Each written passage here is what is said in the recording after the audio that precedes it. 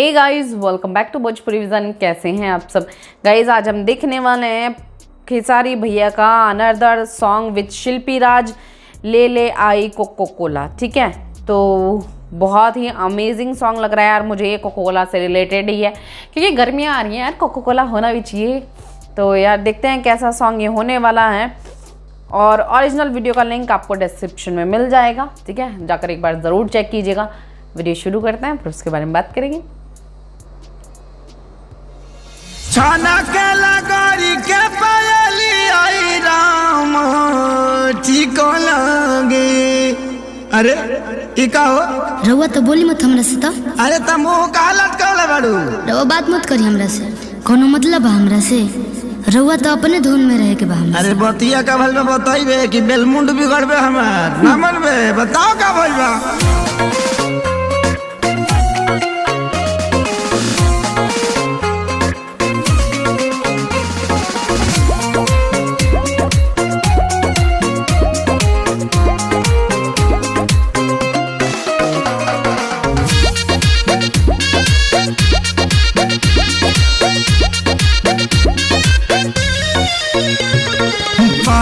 भुलाइल बाकी झुमकाए रानी, बोलत ना बाड़ू का बा परेशानी। हटियो ना। अरे बोला का बात बा? हटियो। पायल भुलाइल बाकी झुमकाए रानी, बोलत ना बाड़ू का बाटे परेशानी। काहे तोहर भोरे से लटकल बलोला हो, लटकल बलोला। हाँ तो सुनी ना।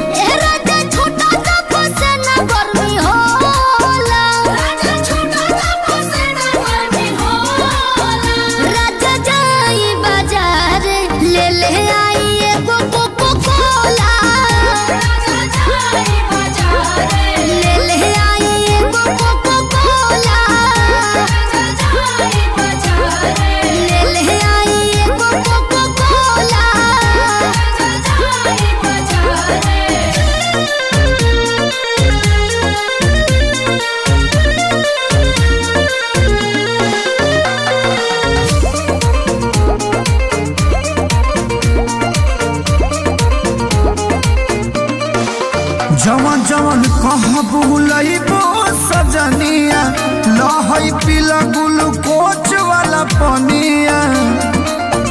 पिया हमरा के तू भुलावेला, मीठा बोली के तोरा में दबावेला। लहई बेटा निखाल हो जमोला हो, खाल हो जमोला। हाँ तो सुनी ना।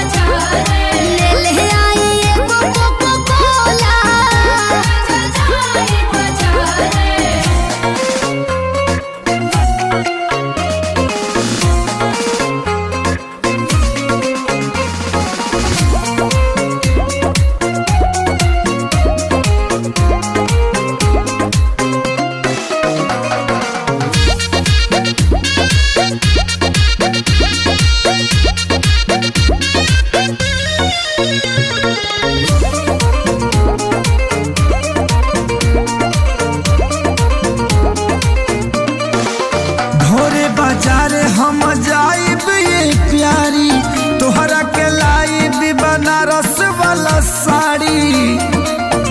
एक सारी ना पर कसबा रूद जी, खाली कोरेला मंगोर पूद जी।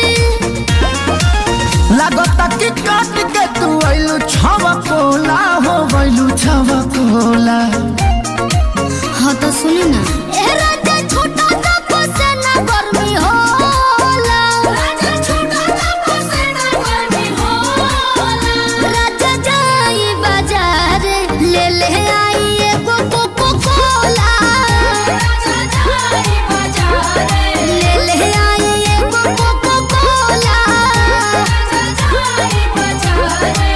ले